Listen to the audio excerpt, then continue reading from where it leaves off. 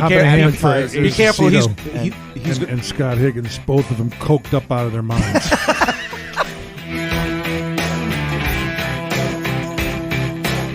Listen to you.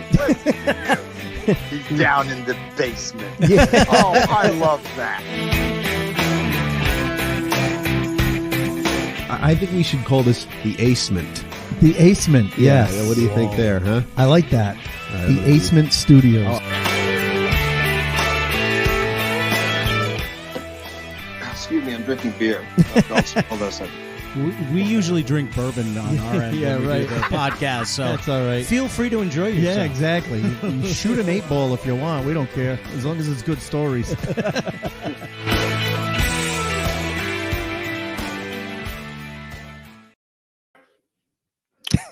Welcome to the Acement, everybody. For those of you joining us on Facebook Live, it might be your first glimpse at the Acement.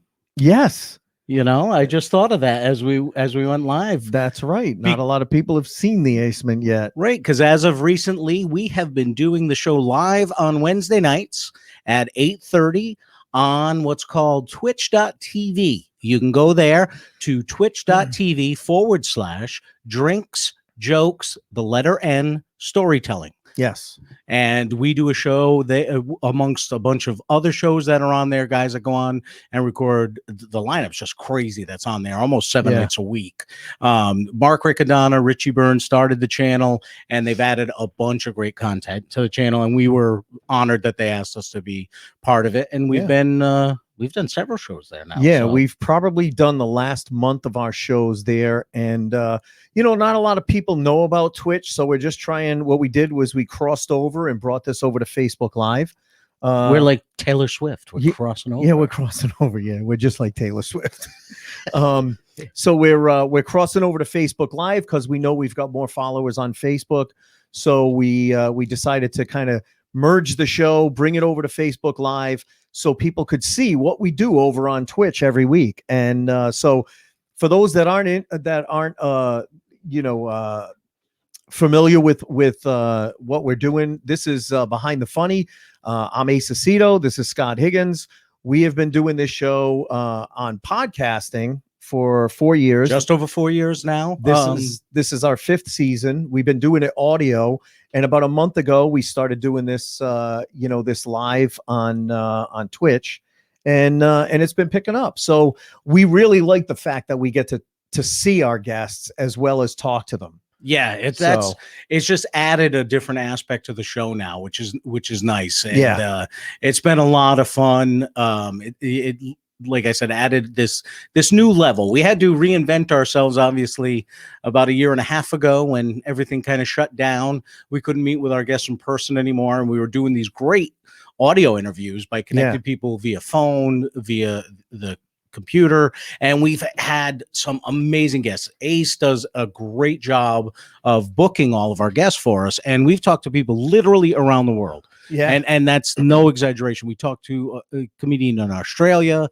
We've talked to people on the West Coast. We've talked to people all over the place, and it was just really, really awesome. And then we had this opportunity pop up. Yeah, and we're like, let's give it a try. And it was like, oh my God, it's like being in the room with them again. Yeah. And it's so much fun talking to people face to face. So we not only do it live on Wednesday nights, the episodes then will be on all the regular podcast networks, anywhere you download a podcast. So if you're listening to us for the first time, you can go to Apple Podcasts, Spotify, Stitcher, any of the major podcast platforms, even some you probably never heard of, and go to Behind the Funny and download us. If you are friends of us, if you are family, why you're not subscribing to help out the two of us, I don't know. I will remember that at Christmas time. But you know what you can do for us? Tell them, Ace. I know. They can write a 5-star written review. Absolutely. Know what that costs you? Nothing. Nada. You know what it does for us? Huge things. Yeah. It helps other people find our show. Yeah. Huge. It's absolutely huge. How huge? It's the most famous, huge thing that you could do. Absolutely. See? Right from fantastic. 45 himself. Yeah. That's how huge it is. But seriously, we just pissed off half our audience. Let's not. We just went from 2 to 1 viewer. Yeah. No. No, but honestly, if you go to Apple Podcasts or Spotify or we're God, Spreaker, Stitcher, It literally go to iHeartRadio. We're on iHeartRadio. We're on TuneIn Pandora. Radio. Yeah. We're on Pandora. That's right. So literally, if you go to Google and put Behind the Funny Podcast, it will pop up on all those platforms. Yeah. If you listen to podcasts, wherever you listen to your podcast, it's there. Yeah. And Samsung is coming out with their own podcast network. Samsung. Oh, really? Podcast. And it looks like our guest is in the green room right now. So let's talk a little bit about our guest. So I noticed that when we talk about the old days at Periwinkle's, I bring up certain people, and then there's certain people that I end up forgetting. Like I don't always remember Greg Fitzsimmons. And, I don't know why. Well, because he was one of those guys. But you also had some people that were regulars there that we still talk to on a regular basis. Then you had some people that worked their way through there and then moved on to New York or other places. But Greg and our guests were regulars. Were they? In fact, it was funny. Who was it? We were talking to someone a couple of weeks ago, and I brought up our guest tonight, and I was like, yeah, another Rhode Island guy. And I mentioned his name, and they were like, fuck that. That guy's from Massachusetts. And I'm like, all right, I said he was from Rhode Island. He never did. Was it Russo? It might have been Might Russo. have been Dave Russo. But this guy is a hilarious comic. But if you don't know him as a comic, you definitely know him from the multitude of movies and TV shows that he has been on. When I tell you he has been in pretty much every Farrelly Brothers movie there is, he was in Something About Mary. He was in Stuck on You. He was in The Three Stooges. Me, Myself, and Irene. Myself, and Irene. And most recently, he's actually in a Farrelly Brothers production, or I don't know if it's just Peter or Bobby that does it, but we'll get into that. If you're an Amazon Prime subscriber, he is on the show Louder Milk, and they're just going into their second season now. So we're really, really excited. The last time I actually got to see this guy was at, I think it was probably the second Dennis Leary's Comics Come Home. Oh, geez. That's how long ago it was. And he was there, and I was not there as a comic because I wasn't coming home because I never left home. But this guy was there. I was there because I worked my day job with Dennis Leary's sister, Anne Marie. That's how Back I in got the day when you had connections. That's how I got tickets. Yeah. But he and I were hanging out backstage, and I love this guy. And again, he was one of those original Periwinkles guys. You've heard us talk about Periwinkles ad nauseum on this show. And I'm so excited to have him on. So please welcome to the Behind the Funny podcast, Mr. Jackie Flynn. And I'm going to click, and there he is. Jackie. Hey guys, how are you? Good, Jackie. How are you? He's got sunlight coming in. So I'm good. Am I in a bad position? I'm trying to figure No, it out. not at all. Not at all. You're fine. You're If the sun fine. goes down, I'll move to a lighted area. No worries. No, that's perfect. That's perfect. Thank you so much for doing this, man. I know. Yeah. And I should have mentioned to the audience that, he was on some other little podcast today. So this is his second podcast. Well, he today. needed to get on a bigger one, so he came on ours. So. Yeah, but he was on some little podcast by some guy named Bill Burr. Who? Earlier today, I'm like, You mean one of those ones that actually ranks in the top 10? yeah. One of those ones that has a lot of followers. We're working our way up there. We're trying. We're trying. All right. But no, we really appreciate you coming on, man. It's awesome to see you again. You seriously, you haven't changed at all. Thanks. I think I have though. Yeah, well, to me, you haven't. You know. Every time I look in the mirror, I'm like, man, who the hell I am.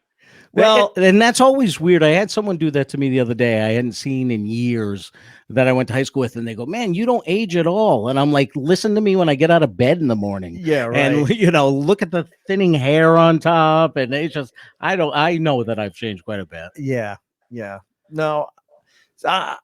Well, You don't change at all. Ace. Yeah, I guess You haven't. can't say anything. Well, my so glasses. I have glasses now. That's it. Ooh. That's the big change.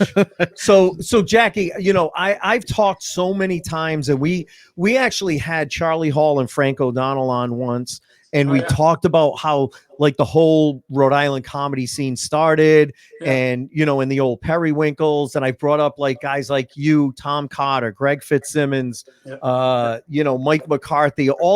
You guys were the guys that were, when I started, you were kind of like the upperclassmen.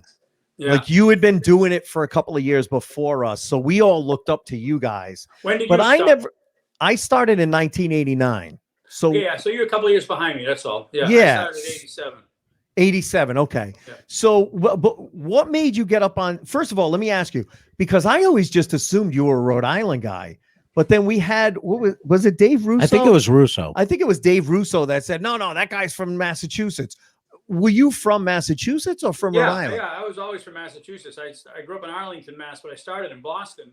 But, Okay. Rhode Island was just, hop, skip, and a jump away, and just another place to get on stage. Right. I think it was because, to me, everyone who was on at Periwinkle's on a Wednesday or Thursday night, to me was a local guy. So I never realized how many people from Boston were coming down, because it was also a different time then. Like nowadays, you would never get a Boston person to come down on an open mic night. You know what I mean? Yeah. It just didn't. But it was different back then. Stage time. What about Russo? Is Russo from Boston or Rhode Island? I thought he was. He's from Boston. Yeah, he's from Medford. Well, yeah, when you were saying, I thought you said, oh, screw that, he's from Boston. I thought he meant he's from Rhode Island or something. You said no.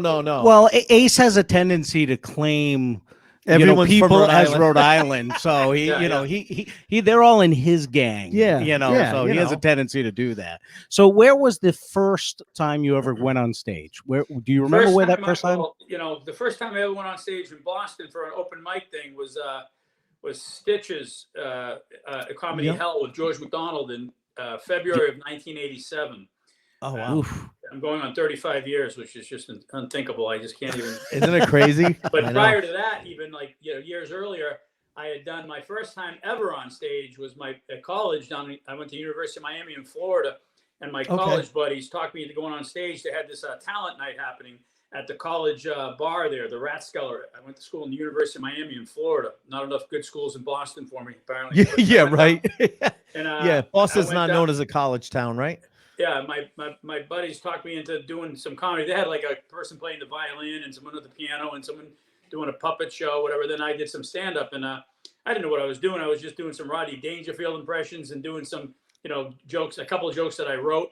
But it kind of gave me the first feeling of, man, I could try to do this. And I didn't do anything for years afterwards. And then when I finally did do an open mic, I said, man, I don't want to go off kind of half-cocked like I did, at school, because I didn't know what I was doing, So I kind of tried to prepare a little bit better. And then that was really the first time I did it in earnest as trying to be a comedian, I guess, at Stitches. And what made you do it that first time? Was it like, friends told you were funny, or you had always wanted to do it? Right. Is it something you wanted to do as you were growing up? I always wanted to do it, but I didn't know I wanted to do it. I always wanted to do I went to school for theater and communications, and I always Saturday Night Live was a big influence in my life. Yeah. 1975, I was like around 15 or 14 years old. And so that was like a big influence. And I always wanted to do that. I didn't really per se know I wanted to be a stand-up, but I also used to like stand-up. I used to memorize like George Carlin and, Cheech and Chong albums. And my dad would make me recite some of them just as, to his friends. Like I could do some of the bits. And, I always liked that. And I think about it now, being in Boston, I had went to the Ding Ho, and I saw Lenny Clark when I was about 18 with another friend of mine and his girlfriend at the time. And I remember I think, when I think back on it, I always think to myself, I said, man, why wasn't I going to comedy clubs willy-nilly when I was, if I liked it so much? And I think looking back on it, the psychology of it, I think overall it was a negative experience for me, because I was like, man, I want to do that. I could, how do you do that though? It was kind of like something that was so unattainable, but yet I wanted it. So I think overall the experience was kind of a negative thing. So I don't think I shied away from it, because I think I just kind of felt bad about myself that I wasn't doing it when I used to go to them, Yep. That makes sense. And I also think, because even when I started in 2000, it wasn't as easy. I was still calling people. We were still mailing tapes to people. We were still doing all that stuff.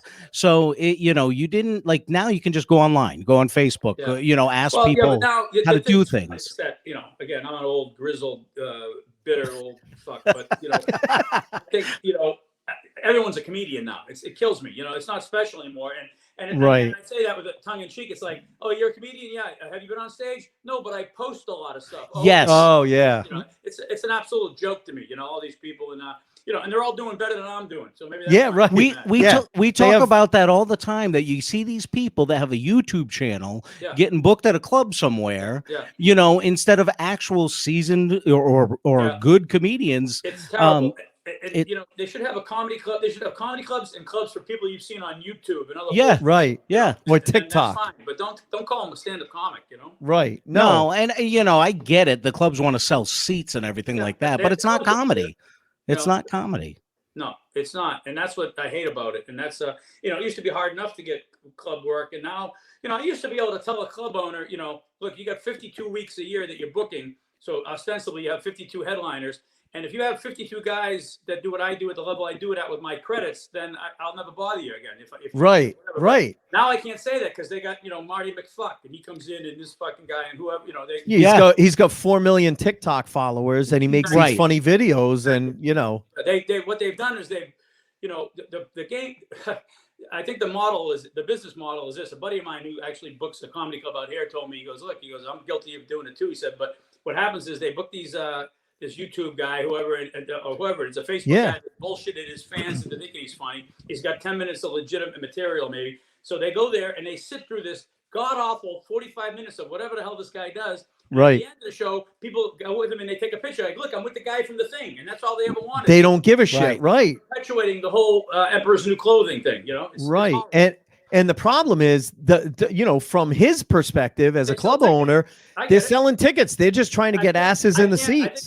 I think that's why I'm so mad about it. I can't even argue with it, except for the fact that it's not a comedy club, and they changed the rules in the middle of the game on guys like us.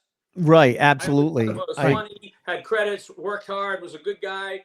I progressed, and for a long time I did. Don't get me wrong, but all of a sudden, it's like, man, I can't get guys on the phone that would beg me to work their rooms. I can't even get them to return a call. You know? Right. It's it's changed so much, you know. And I told the story on here a couple of times. It was I can't think of his name right now, but the first season of American Idol, the guy that co-hosted Dunkelman. Brian Dunkelman, yeah, he's a friend of mine. When he first left that show, and he was selling out all over the country, but they said he only had like 15-20 minutes at the time, but everyone was going to see him. And I guess in Providence, the story is that they hired Kevin Knox to open up for him, and he could not follow him at all. Well, that's like the story, like, you know, I mean, remember when that kid that won the America's, the Last Comic Standing with, you know, we always Dat joke, Fan. They don't count every comedian that wasn't in it, but they call it the Last Comic Standing, and they got, you know, this kid Dat Fan won. He had about a minute of material, and they make him a headliner. And I was going, this is exactly what's wrong with this business, you know. But but you know what? It was even happening earlier. It wasn't those kind of shows.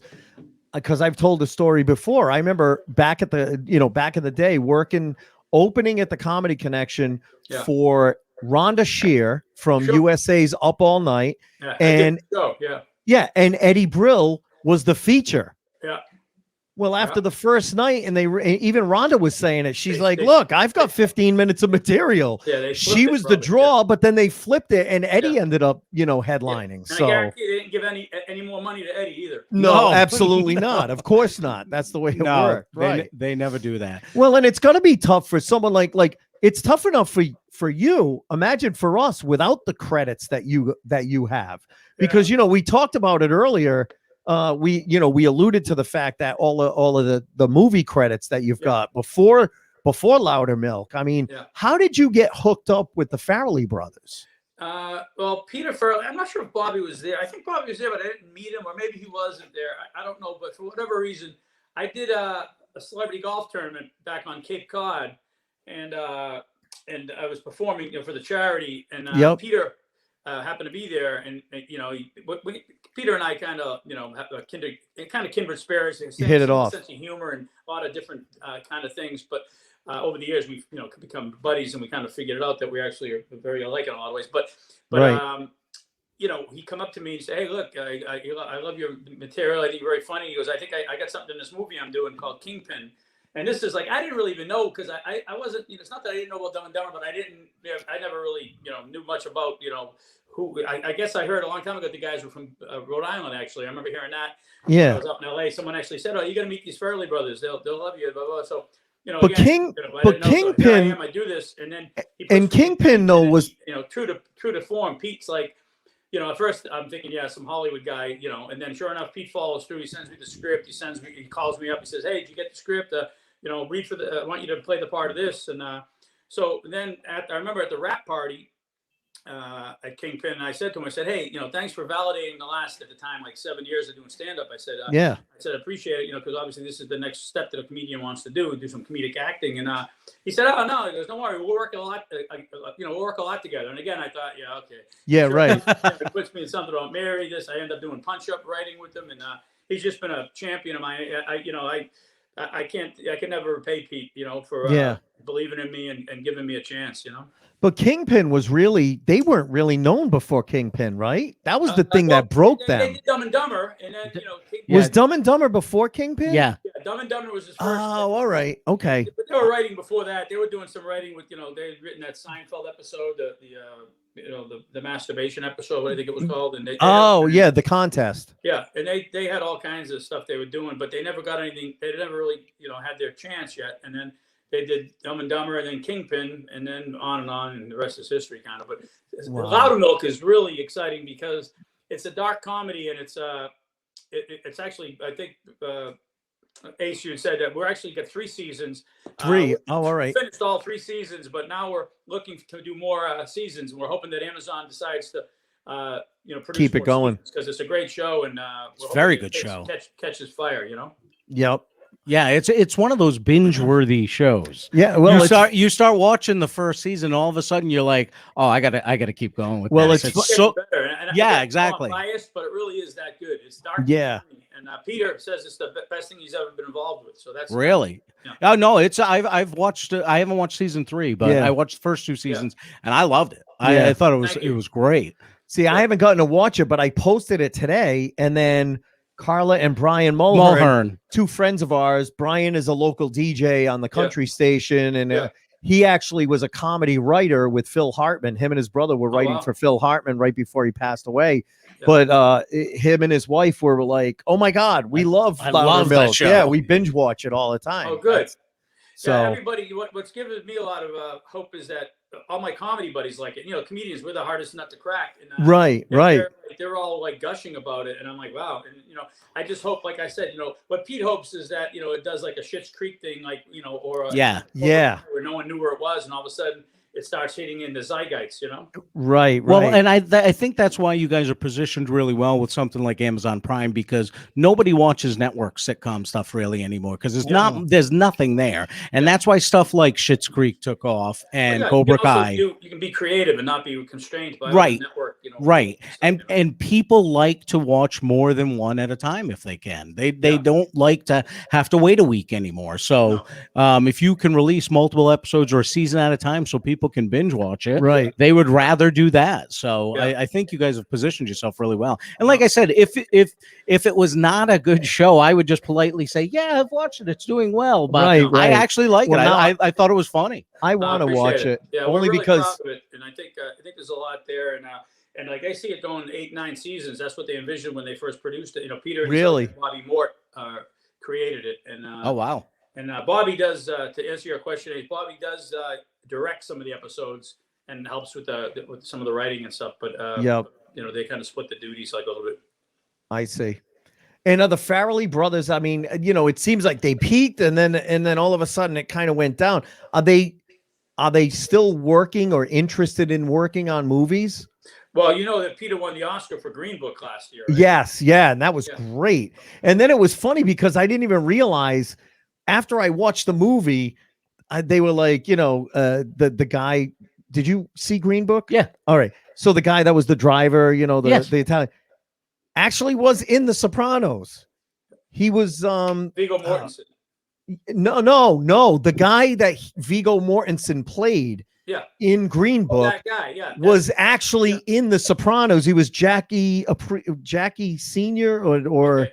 The real guy was in The Sopranos. Lips. Well, it might have been Tony Lips. It might have been the real guy's son who actually wrote the movie. So I say no, but the real guy was in The Sopranos. I'm going to look it up while you guys in a minute when you guys talk. But it was the guy that was called. I think it was called Tony Lips or something like that.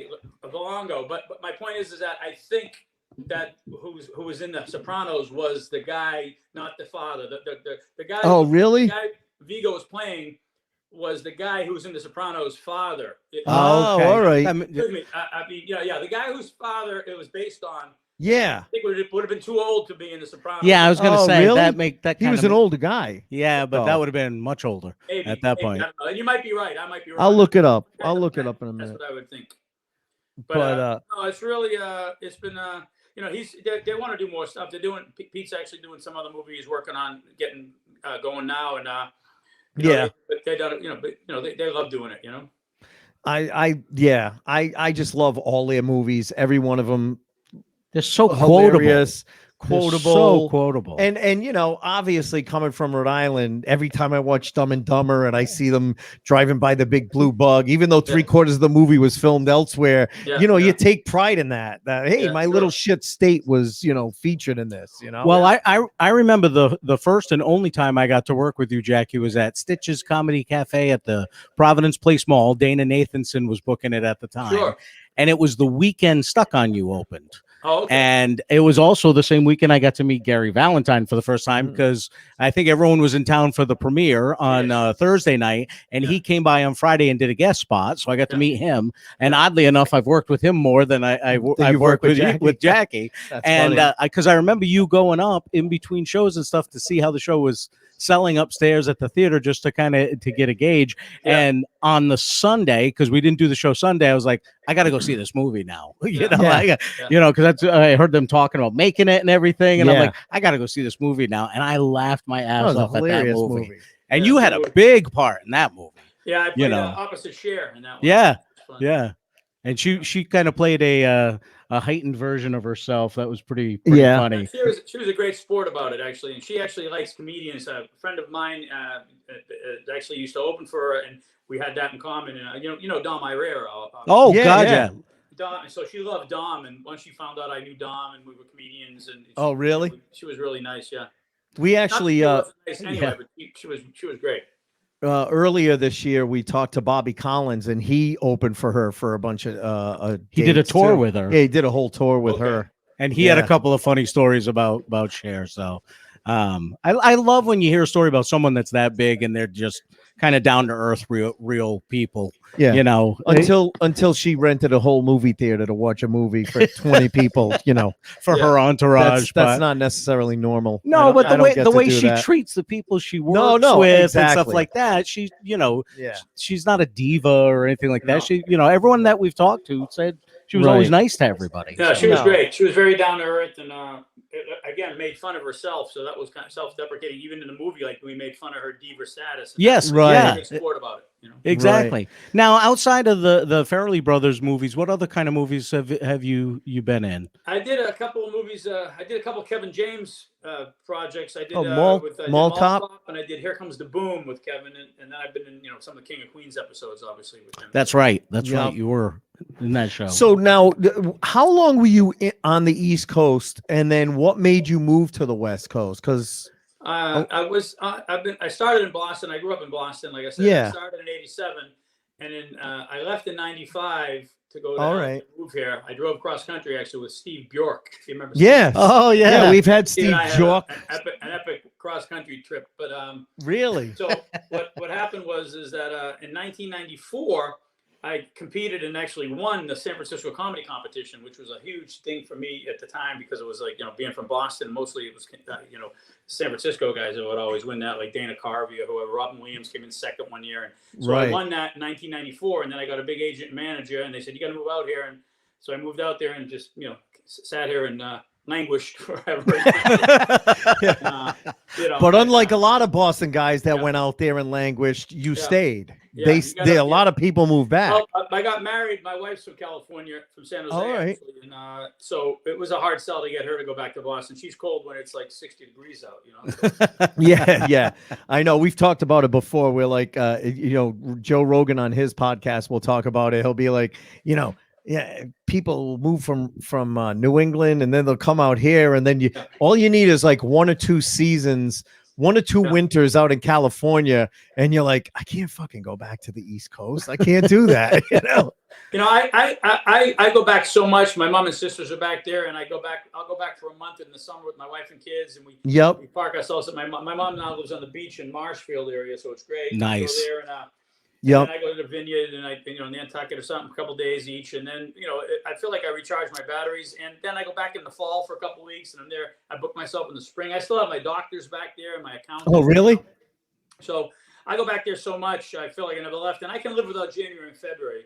But Yeah. other than that, Right. We live here and we could live without January. Yeah, February, let me tell you. That's the thing. The winters are just a little too long, and the older you get, the more you don't tolerate that. Exactly. Yeah. Oh yeah. Listen, I mean, I've had a day job.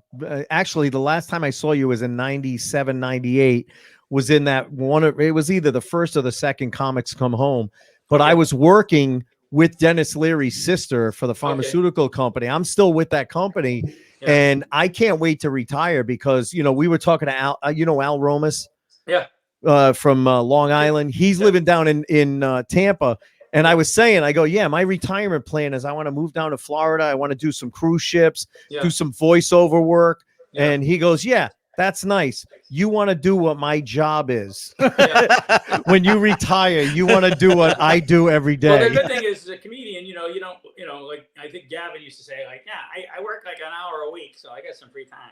Yeah, exactly. We're not. And Gavin just moved down there. Gavin just moved down to Florida, there, right? Everybody, hey, look, you get on the cruise ships, you get some gigs there. There's that condo circuit. The older we get, the more that seems to be like what's going to happen. Like all right. We're aging out a little bit here, Well, the cool thing about it is, we've talked about this Mike too. McCarthy said it. Mike McCarthy was like, kid, I can't wait to go back down to Florida because, those are our people. No one's offended. No one's offended by anything. They're all our age. They don't give a shit what we say. There's no political correctness. You just go to the villages and do a week there and then go all over Florida, do some cruise ships and shit like that, Sure. Yeah. Now, do you still get out and do a lot of stand-up out here on the East Coast much? Yeah. When you come back and visit? I mean, I've worked at Borgata there in Atlantic City. Okay. After that, I come back and I was just on the vineyard doing a gig. I'm going to be back there. I'm doing a gig. I'll be doing a gig. I'll be doing giggles at Mike Clark's place. Yeah. Oh yeah. Yeah. Late, early July, I think, and I go back all the time and do nice. Kevin Flynn and I do this thing called the Brothers from Another Mother comedy tour once in a while. We get together and we kind of just so we can hang together, and it's kind of a fun kind of. And Kevin does is he the one that does the Nantucket Comedy Festival? Yes. So you go out there most summers for that too. Go out there and kind of just mess around and hang out. Sometimes I go on, sometimes I just help him out or whatever, Right. Yeah, he's one guy. I'm friends with him on Facebook. I've just never met him in person. No. It's one of those people that, you come across people all the time and then some people you never get to meet. But I'm surprised you didn't meet Kevin. But he was in and out of Boston for a long time. Then he went to move to LA and stuff, and he's in New York a lot. But he started with me. We met in open mics there in Boston in '87. Really? Oh, wow. So he's been around for a long time. I know the name. Yeah. One of the things we ask a lot of our guests, but I think it's already been answered. Is I know the wow moments. The wow, wow moments in their career. But man, meeting the Farrelly brothers was probably your biggest wow moment in your career because that, pretty much put your career on a totally different map and put you where you are. Where you are now. They weren't the Farrelly brothers, really. I wasn't that wowed. At that time, but nowadays that would be a totally. No, now it's it's been fun. I mean, we have a lot of laughs, and we get together a lot, and our wives are friends, so we kind of hang. That's awesome. Hey, just a comment that just came up.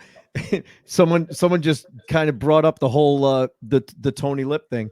So Frank Anthony Vallelonga Sr., better known as Tony Lip, was the American actor and occasional author. He's best known for his portrayal of crime boss Carmine Lupertazzi in the HBO series The Sopranos. So it was Carmine Sr. was Tony Lip, and he was the guy that Viggo Mortensen portrayed in the Green Book. Okay, because his son is Frank Jr., I imagine. Yeah.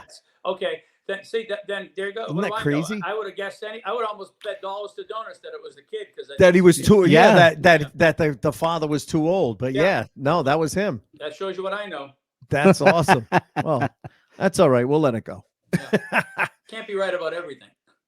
So I mean, it's funny because we ask our guests about like wow moments, and usually they're bringing up famous people they've worked with and shit like that, and it's like, we don't even have to ask that because we've already gone through like all the wow moments. I've had several. I mean, the craziest moment of my wow moment of me is a fan of my comedy, believe it or not, and we've become friends, is Clint Eastwood, which is the craziest thing in my career. Oh my God. I mean, Clint Eastwood saw me at a celebrity charity golf tournament, and he asked about me, and he had to do his celebrity thing, and we became friends. And then he invited me. I played 4 years at Pebble Beach at the Pro-Am. Wow.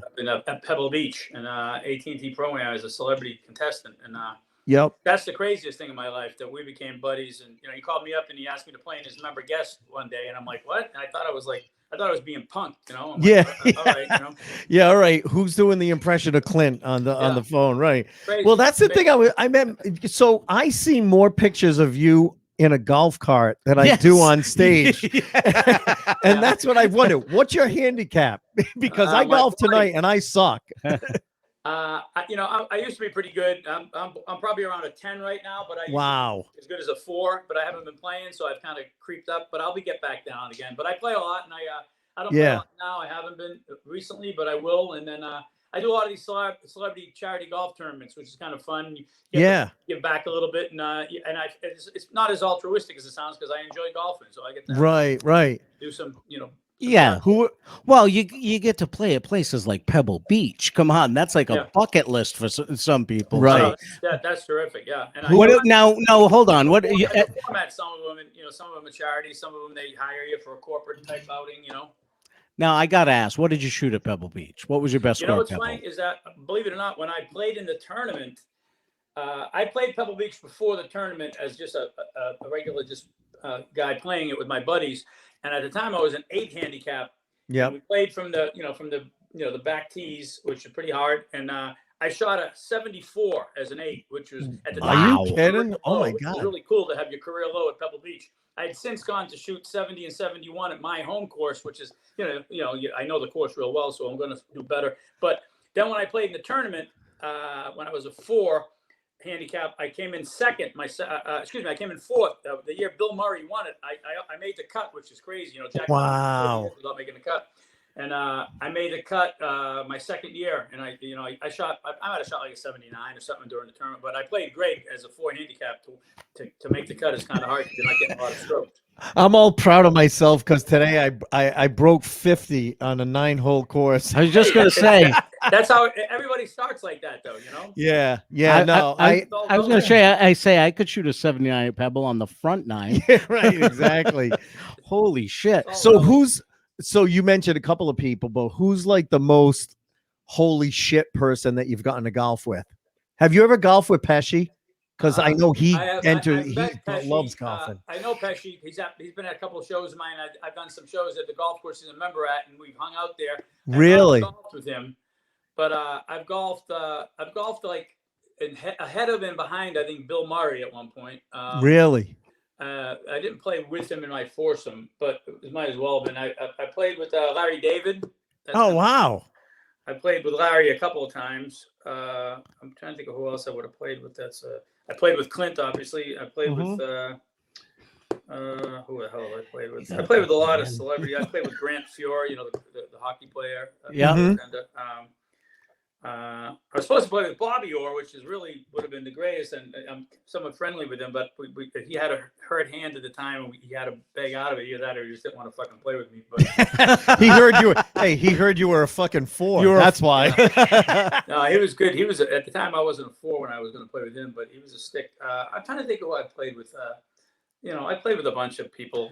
Nothing I can't think of. As soon as I get off this call, it'll come to me. Yeah, you'll text me. Right. Now, obviously between these golf tournaments and other things, you've been around, a lot of well-known people. Have you ever had to do a show in front of a group of these well-known people? And are those any different than performing in front of just a normal crowd of unknown people? Is that? I'll tell you, it can be a little daunting because you don't want to do bad in front of all these guys. No, of course not. But do they give you any more as a crowd than an unknown crowd would? Or pretty gracious. They relate to the struggle. And but the hardest one ever was when I first met Clint Eastwood and when I was performing, and but I didn't know him. This is when he saw me the first time, and and he was out in the crowd, and I was like backstage, just a nervous wreck, and the guy in front of me went down in flames, and I'm thinking, oh my God, I'm either going to be great or horrible. And so I went out and I looked out, and all of a sudden I hit one of my punchlines to a big joke of mine, and I saw Clint like banging on the table, laughing, and I'm like, oh, thank you, God. Thank God someone's laughing, right? But it just to have Clint laugh, it was like kind of took the edge off, and then I was all right, But I've since done so many of these celebrity tournaments that I perform at, so many of them, that it's almost like not a big deal anymore, but it definitely is a little nerve wracking sometimes when you're sitting there, like I've done it before, where I see like Samuel Jackson's there and this. Right. I was going to say, when you do that for the first time, it has to be nerve wracking that you're looking at all these faces that really well, and you're like, if I eat it here. But by the same token, though, if you do decent, they respect what you do, and they would rather go to a dentist than do what we do for a living. Right. Yeah, they respect it because they know they could never get up in front of people and come up with that. Just trying to make people laugh. Yeah. Right. And truth be told, by the time you get doing it as long as I've been doing it, you've been doing it, it's almost like it's like batting practice. It's not like I'm not, I should be able to do real good. Right. Yeah. Yeah. Once you get up there and you kind of break that ice in the beginning. Nervous, it's always, I'm never nervous. Everyone always asks me that. I'm not really nervous about doing it. I'm nervous that it'll go a 7 instead of a 10. Right. Yeah. I know I'll do at least a 7, even if I suck. I'll do a 7. But and and that's what I get nervous about. Well, because that in your mind, they think it's a 10. Yeah. It's a 7 to you. Exactly. And it's your head. South too. Like I've had shows where Jesus Christ couldn't get their attention, because it was set up wrong. I did one where there's a buffet table and people eating. Hey, look, there's a comedian up there. It's like, Right. Yeah. On the list, Jackie. It's not like I'm like Muzak up there. Right. Yep. Jackie, we did an episode in our second season of this show where we had a panel, and I don't know. Do you remember John Parada? Yeah, he started in the late 80s. Yeah, we had John Parada and we had Mike McCarthy. Yeah. And we came up with the name of the episode was it's going to be a bad gig when. Yeah. And we tried to come up with a top 10 list of things where when you walk in as a comic, it's going to be a shit gig. Yeah. And we couldn't even narrow it down beyond 10. We narrowed it to 12. Yeah. And it was, there's no stage, there's no sound system, there's kids, comedy is a surprise to the audience. Yes. There's a podium. Show is during the dinner service. Right. Like all those things. And a lot of those golf tournaments, whenever I've done them, that's what it ends up being. It's like it's at this beautiful club, but they don't put up a stage and they have you behind the podium. Well, I'll tell you, I'll add to that list of horror. One story that I always tell. So this is years ago. I'm gonna say it might have been like 20 years ago now. And I was out here, and I get, who Anthony Shriver is, the Kennedy. He's Maria Shriver's brother. Oh yes, yeah. Yep. Well, Anthony Shriver, I've met him over the years somehow through different friends, and he has this charity called Best Buddies. Like it's a charity for like special needs kids and stuff. It's a great charity if you haven't familiar with it. But I've heard of it. Yeah. He had this show that he was doing, and he asked me to perform as just a charity. I wasn't getting paid or anything. I just had to do like a 15-minute show. And I said, sure. And it turns out it's in Brian Grazier's backyard. Yeah. Ron Howard's producing partner, right? So at the time, they couldn't have been any more powerful. And I'm telling my wife, she's coming with me, and I'm like, this is like maybe a big chance for me, And this is like, oh my gosh, all these people, and I'm nervous wreck. And I get there, and to your point, first of all, there's Anthony Shriver's nowhere to be found. Instead of him, going there and bringing me on stage saying, hey, everybody. Pay attention. It's a friend of mine. He's donating his time, blah, blah, blah. Right. So all of a sudden I'm kind of backstage finding out what's going on. No one seems to know anything. And all of a sudden I hear the guy on the offstage mic go, ladies and gentlemen, now it's time for some music from so-and-so. Listen to the music stylings of whoever it was. And some woman comes up and sings. And that's how he introduces her. And I'm like, wait a minute. They're going to just like go like next is this comedian guy and send me up there like that, And sure enough, that's what they do.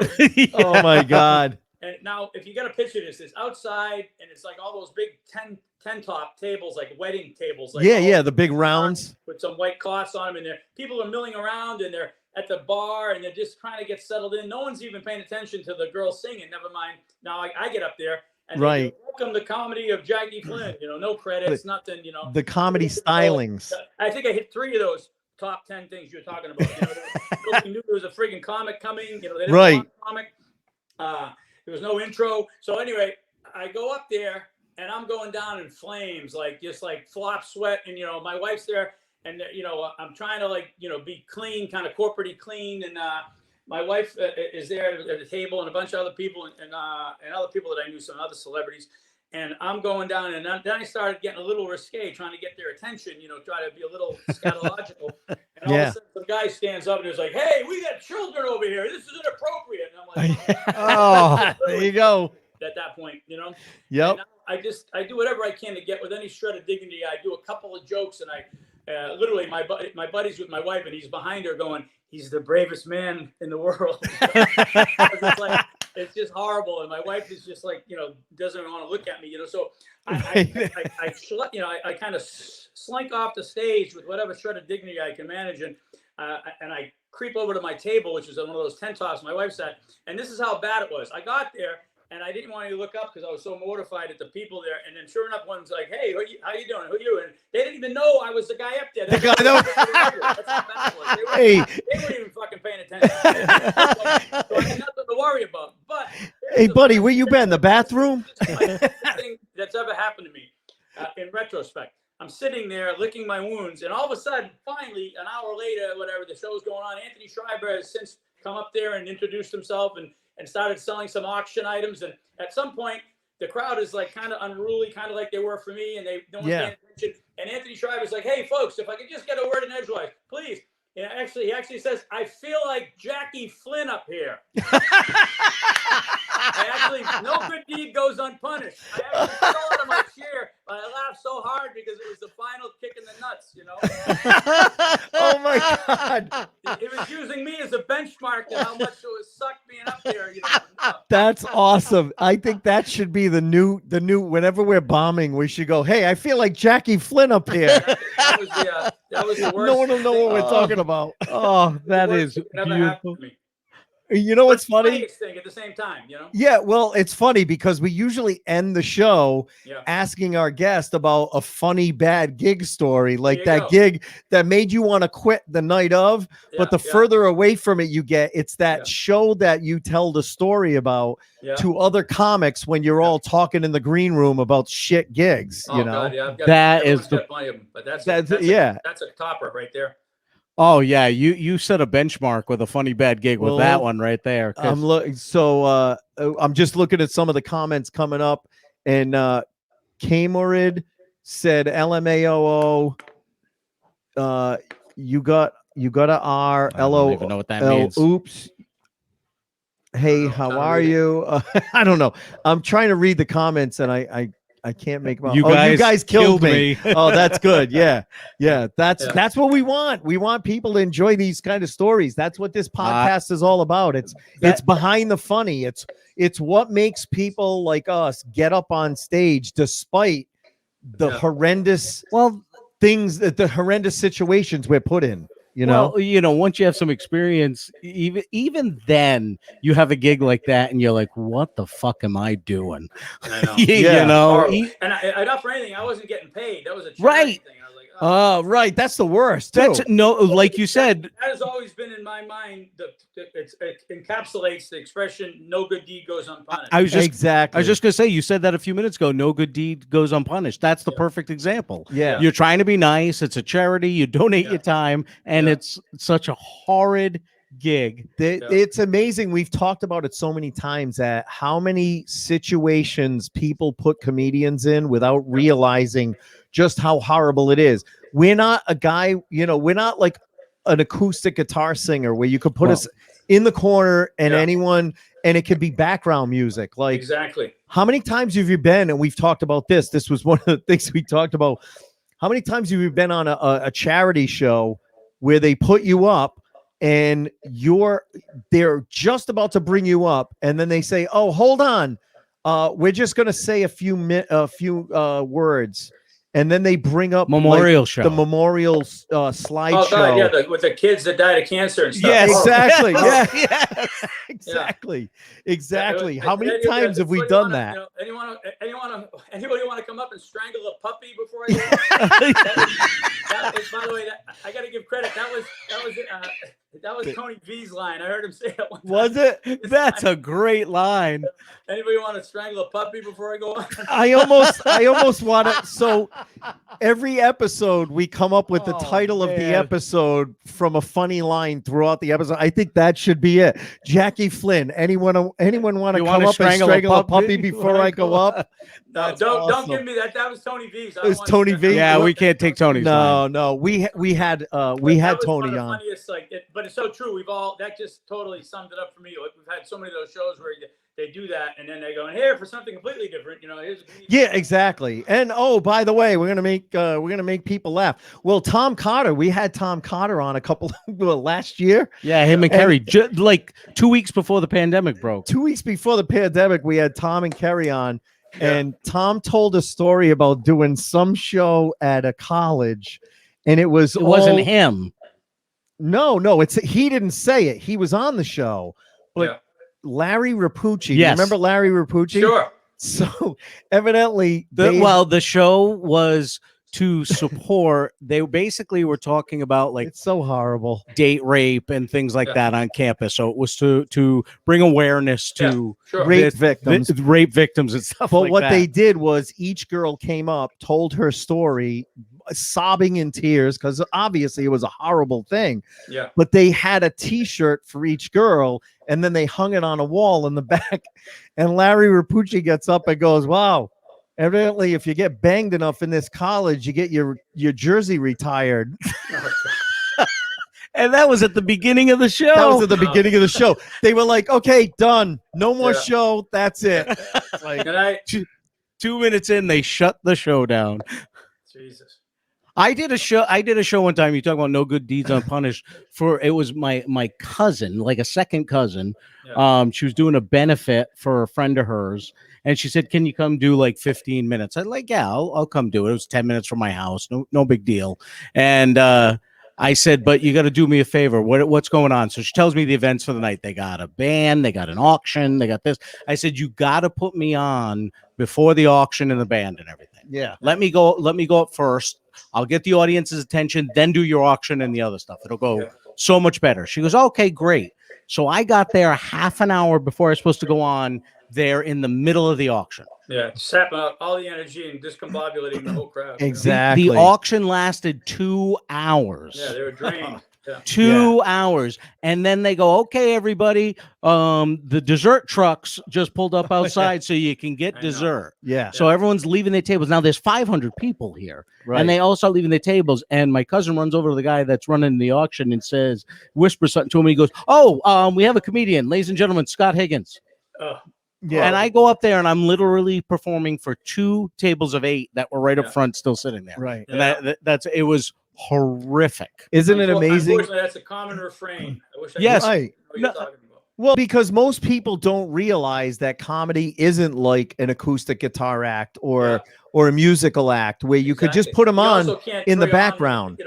I always say, look, I'll go on, around dessert time if I have to, but other than that, you can't bring me up when the steaks hit the table. Yes, right. Exactly. Exactly. Well, I've told the story before. I did a show for a local health center, and it was their 50th anniversary, and it was at the Westin Hotel. Beautiful place, but they had like the typical big, huge 500 square foot dance floor, or 1,000 square foot dance floor in front of the tables. Sure. And then after they have all the politicians do their speeches, and then the band gets up and does dinner music, just as everyone's finishing dinner, they say, "Hey, folks, we've got a great comic coming up. Mr. Ace Aceto will be up in a minute, but I just want to let you know the dessert tables are out in the atrium." And 450 people get up and leave the fucking room, and I have 50 people spread among this huge, I don't know, 100,000 square foot ballroom. Yeah. And there's 50 people in there waiting for me to do comedy. And I'm like, this just sucks. You think the imbecile that brought you on would catch himself before he said that and say, wait. Right, exactly. No, they think that, that's normal. I think it's even worse when a comedy club, and there was one being run for a while, City Steam in Hartford, which I loved working at, but the early show Saturday, the problem was the show started at 7 and they served food. And if you were the feature act, they were getting their meals as your set started. Yeah. So they're not listening the entire set. Right. Yeah.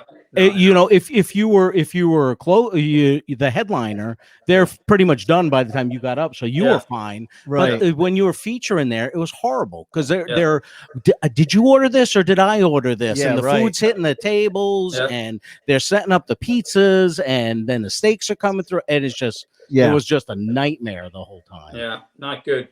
Yeah, but but we go back and do it week after week because we love it. Because that's what we do. Because we need the gig. Or we need the money, right? Exactly. We do need the gig, but we've talked about it before. Though the true comedian is the guy that after that bad gig's like, I got to get back on stage. I got to go up there and have a good set because I got to get this bad mojo off of me. Yeah, absolutely. Like the first time you did it, did you do well the first time you got up on stage, or did it not go well? First time, like I told you, in Miami. In college. Tough. That was a gig I wouldn't relish as a professional today. It was like college kids in a bar, and I was like, up on stage, up top. It was horrible. And so that wasn't great. I did whatever I could do, I guess, but I didn't really have anything to gauge it. But then at Stitches at open mic, I held my own. I did pretty good, and they invited me back, and then I kept going, and then before you know it, you got a little more time, as and then they kept bringing me, letting me come back on open mics until I could eventually get a paid set, Right. Yeah, it's amazing though. We've talked about it. That first time you get up on stage, whether you do good or bad, that's the true testament of a true comic. Yeah. Because whether you do well or shit, you have to get back up on stage. If you do great, you're like, all right, I just tapped into a drug and I need more. Or if you do bad, you're like, I know I could do better. I got to get back up on stage. Yeah, you can't leave with that taste in your mouth. No, exactly. That's perfectly said. We had Frank O'Donnell on, like I said, and he said that there was a time where he opened at the Providence Civic Center. He opened for Michael Bolton. Yeah. Right. Yeah. Michael Bolton. He said, and it was horrible. They were yelling at him to get off stage. It was horrible. He said, I immediately got in my car after that show, went over to Periwinkle's and needed to get up on stage because I needed to get a good set because I knew that wasn't the way I wanted to end my night, knowing that I had a horrible set in front of a Michael Bolton audience. Yeah. And he said he went to Periwinkle's and obviously did great, but yeah, it is amazing. You're only as good as your last show. No, exactly. So exactly, yeah. So Jackie, let's ask as we wrap up here. What do you, besides Louder Milk, what else you got coming up? Anything? Any gigs over the summer that we can promote for you? I'm gonna anything like that? I'm actually going. I'm doing this weekend. I'm going to Indianapolis. I'm actually going to the Indy 500 race. My daughter's boyfriend's an IndyCar driver. I saw you post that. Yeah. Oh, very cool. I've been to the Indy 500 a couple times. I love that racetrack. I'm going to that, but I'm performing at a place called Crackers there on the weekend, this weekend, Friday and Saturday. But then I go back to Boston. I'll be doing like giggles in early July, and I'll probably do a show on Martha's Vineyard. And I might do one down in Marshfield. Actually, I'm working on trying to do there's a bar down there. I'm just trying to do some stuff while I'm back there. Right. Kevin Flynn and I will start, probably doing a theater show or two. We do something in Connecticut here or there, or that Bridge Street Live, whatever. Oh, Bridge Street Live. Yeah. That's a cool place. Yeah. So, I mean, I don't have anything that I can really think about promoting this far out, except for Louder Milk. I hope everyone watches it. Yeah, definitely, and we'll put all that in the show notes for people, and a link to the show so they can read the description of it and everything, and a link to your website. But we appreciate you coming on tonight and spending some time with us. We know you had a busy afternoon, especially doing that other little podcast. No, Bill's a great guy. I'm a huge fan Bill. of his podcast, so I'm glad you made time for us as well, and. Just love the stories and love the fact that you came on with us tonight. And I have to tell you, so I posted last night that you were going to be on, and then I got a friend request, and I'm going, oh yeah, why does this guy look so familiar to me? And then I look him up, and I said, "Hey, thanks a lot for friend requesting me. It's great meeting you." And he said, "Oh, I'm an old friend of Jackie's. I love the guy, David Naughton." Oh, David Naughton, the actor. Yeah. So I'm like, holy shit, the guy from American Werewolf in London just friend requested me because he's friends with Jackie. Oh, so he must have saw the thing and then decided. He must have saw because I think I tagged you in the post, and okay. so because he's friends with you, he must have seen it come up. So I don't know. I told him to tune in tonight. I don't know if he's watching or not, but hopefully he is. And I told him, I said, hey, listen, technically, American Werewolf in London is classified as a comedy horror movie. So I told him if he ever wants to come on the podcast, we usually do a scary, funny theme throughout October. We have so I'm friends with we have a friend named Tom Stewart who's a comic out here, but who also has done paranormal investigations. Okay. So we usually have him on in October. I'm friends with Jason Hawes from Ghost Hunters and Ghost Nation.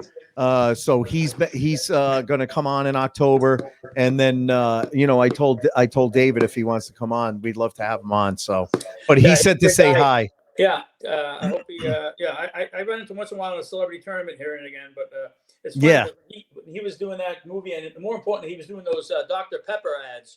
Yes, he was the original Dr. Pepper guy. Yeah. And then I'm looking up his bio, and I remember Making It, the song that he sang, Making It from the 70s. And it was the theme song to a sitcom he had. When he was doing that, those commercials, he was a lot younger and I was a lot younger. People would tell me, like, hey, you look like that Dr. Pepper guy. That's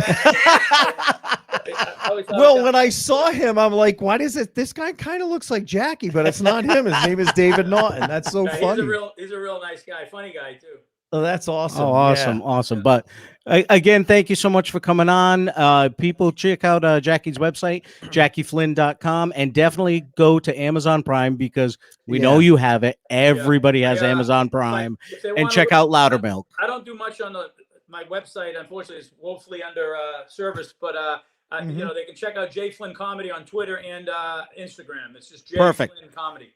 And we'll put links to those in the show notes so people can find your Twitter and your Instagram. J Flynn Comedy. And I got a Facebook fan page under Jackie Flynn, but whatever.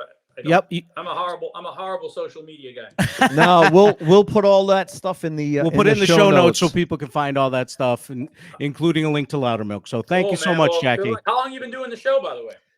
So this is we've been doing it for 4 years. This is our 5th season. Wow. And we're growing steadily, for two unknown guys, not nationally known.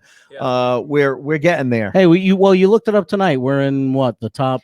We're in the top 250 in South Korea for a comedy podcast. So but I meant the US one. We're in the top 500. How many listeners do you have? Whatever you call it? We get about 20,000 downloads a month. That's good. So we're not doing bad. It's not bad, and we're growing, and we're in the top 5,000 podcasts for Apple overall. Oh, good.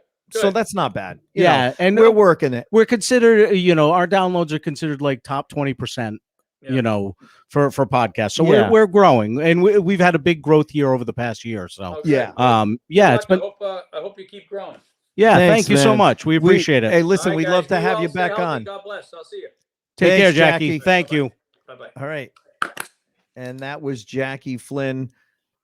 That was awesome. I knew he was going to be a great guest. I mean, he's got so much shit to talk about. That story about that gig it's funny. He jumped ahead of every question we normally ask our guests. It was like he had a script. I know. It was like he had a script. I know. Because he's again, it goes to show you what you've said 1,000,001 times.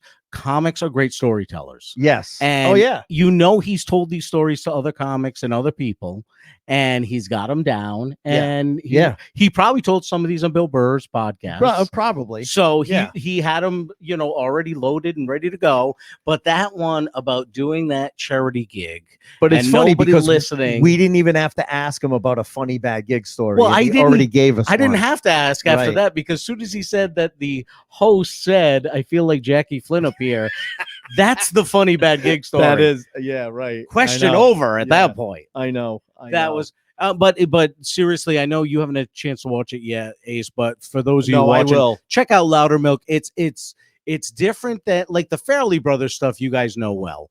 You know, Something About Mary, Me, Myself, and Irene. Oh, those movies, hilarious. Yeah. Louder Milk is like, you're going to be laughing and thinking, I shouldn't be laughing at this type of stuff.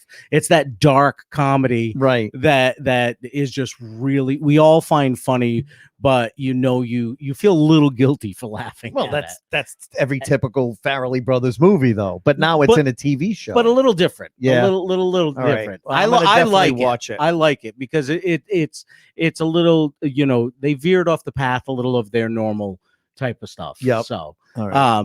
because come on, like in Something About Mary when she had sperm in her hair.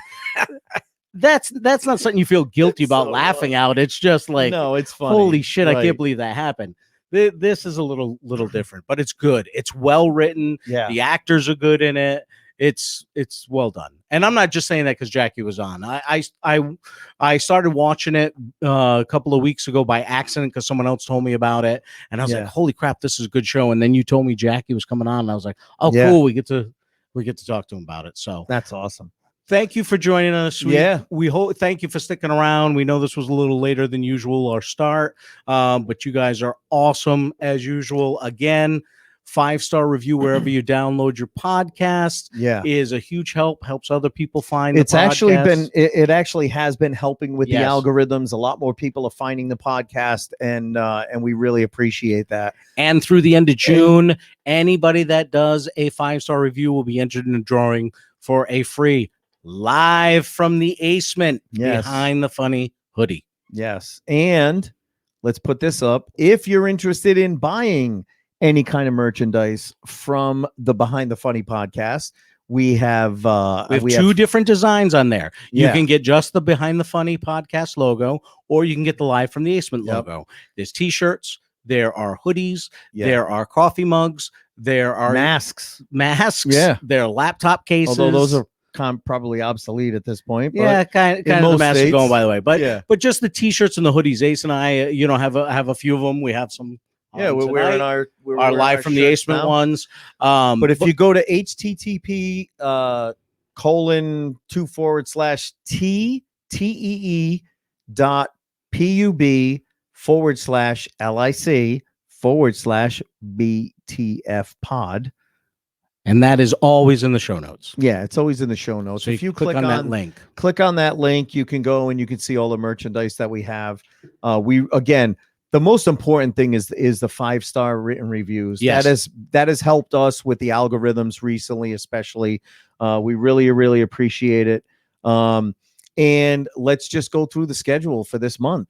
Coming up in June. I can't wait. Next week is Cal Verducci, which, like Ace mentioned, I wouldn't be doing comedy, which means I probably wouldn't have led me to doing a podcast if it wasn't for this guy. So I can't wait to dive into his star and what drove him. He started comedy while he was in high school. Yeah. So it's going to be an amazing story with this guy. He's a very driven comedian, so that's going to be a lot of fun. Yep. Then follow that with on June 9th, we've got Jimmy Tingle. Hilarious comic. One of the legendary Boston guys. Him and Will Durst are the two like political comics that I think of. Very funny. On 6/16, 6/16. Brian Kiley. I can't read that far. Head writer at Conan O'Brien. Yep. Hilarious stand-up comic and a very accomplished comedy writer. Yep. On June 23rd, Sean Moray. Again, we've talked about it. Not only did he write and perform the Man Song, which was all over the radio in the late 90s, but also if you go back and you listen to some of our earlier episodes with guys like Mike McDonald, Ken Rogerson, Martin Olson, Mike Donovan, even Tony V, back to Tony V when we were talking about earlier comics. This guy is the person who is single-handedly. In fact, I think there was a post from Mike McDonald or someone a couple of weeks ago on Facebook about how underrated Sean Moray is. Yes. and how he really is the person who started Boston comedy. They all have given him credit. And if he started Boston comedy, he really by Proxy, osmosis, if you will. yeah, or proxy, started the New England comedy scene. Not one comic in this area would be here if it wasn't for Sean. So we are so excited to have him on. And then again, on the 30th of June, we're going to have our friends Brian Bowden, Frank Gazzero, and Katie Arroyo from Wicked Funny Podcast, a very funny podcast in its own right, different format. That's going to be a different podcast where we're gonna discuss some topics, and with those guys, you never know what the topics are going to be. Absolutely. You know, we can go off on some crazy different topics and some different things, and it could be a lot, and it all depends on whether, you know, some of those guests are on edibles or not that night. Edibles, smoking. Who the fuck knows? Who knows? So you don't know what the subject's going to be, but it's guaranteed to be a lot of fun that night, because they're three very funny comedians who do a very funny podcast on their own. Yeah. So we're going to have a lot of fun with them that night. So, so tune in. We hope you enjoyed this tonight. We hope anyone who got to watch it on Facebook Live, even if you're watching this the day after, hopefully you got to scan through and find some funny parts of this episode. We really appreciate you watching it. Again, go on Apple Podcasts, give us a 5-star written review. It really helps us with the algorithms. We really appreciate it. We have to thank our friends at Jefferson. They are the unofficial sponsor of Behind the Funny Podcast. That smooth sipping bourbon. Yeah. What are you going to fucking tagline now? I'm trying to create a commercial I can send them. Okay. All right. And I just ruined it by dropping an F-bomb. Thanks. I'm sorry. I'm sure you can edit that out if you edited. But anyway, what is editing? Yeah, I know. We say it every episode. But no, listen, we really appreciate you guys tuning in. If you tune in on Facebook, again, remember, we do this every week on twitch.tv. So go to twitch.tv. It's on yours. Honestly, I have it on my TV. It's an app on your TV. Yeah. Like if you have a smart TV or Apple TV or Amazon Fire Stick, it's one of the apps that you can download. You can download you Twitch can watch TV. this every single week on Wednesday nights at 8:30. Typically, we're on at 8:30. That's when we'll be on the rest of the month. So check us out. We'd love to have you on. Interact with us. Throw in some comments. We love when people throw in comments. And that's it. I think I've promoted about as much as I possibly could. I'm out of breath watching you. Yeah, I know. Hey, our friend Jen said, I watch on TV, but type on my phone. All right, awesome. Drinks, jokes, and storytelling. Our friend Tom Bannis said, sweet. Down to the Felt, New Jersey. He definitely watches the show. Great. I'm guessing that means you watching the show. I don't know. I don't know. Down to the Felt watches the show. Oh, Down to the Felt watches the show. I'm sorry. I'm reading. It's late at night. Yeah. All right. Couple of bourbons in. All right. Hey, great. Seriously. Thanks for tuning in. We really appreciate it. We hope you enjoyed the show. And other than that, we will see you next week.